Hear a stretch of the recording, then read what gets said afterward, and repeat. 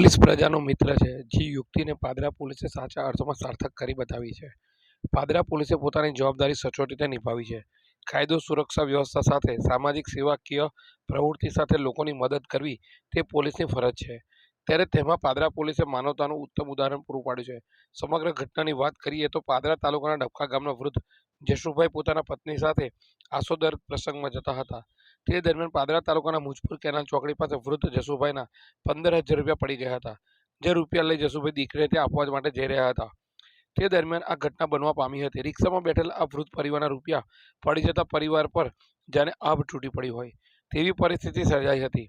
વૃદ્ધ પરિવારે પાદરા પોલીસનો સંપર્ક કરી સમગ્ર ઘટનાની જાણ કરી હતી.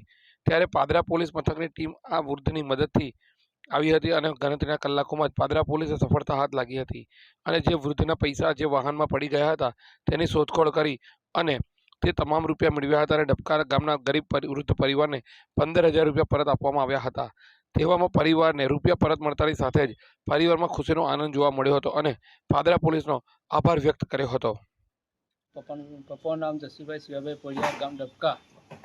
હાલ આસોદર જતા હતા. પપ્પાના ગધાની અંદર પૈસા હતા 15,000 અને કેળાની ચોકડી મુજપુરથી રિક્ષામાં બેઠા હતા.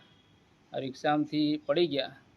પછી પપ્પાએ થોડોક આગળ જઈ અને તપાસ કરી. પપ્પાના ખિસ્સામાં પૈસા નહોતા એટલે પપ્પાએ તૈયારી ફોન કર્યો હતો મને. પછી મેં પાદરા આવી અને પોલીસ સાહેબને વાત કરી કે આ રીતનું આવું થયું છે. તેમને સતત 4 દિવસ પ્રયાસ કર્યો અલગ અલગ જગ્યાએ જઈને અને પછી અમને પૈસા મળ્યા એટલે તરત અમોને પાછા આપી દીધા છે. એ સાહેબનો ખૂબ ખૂબ આભાર.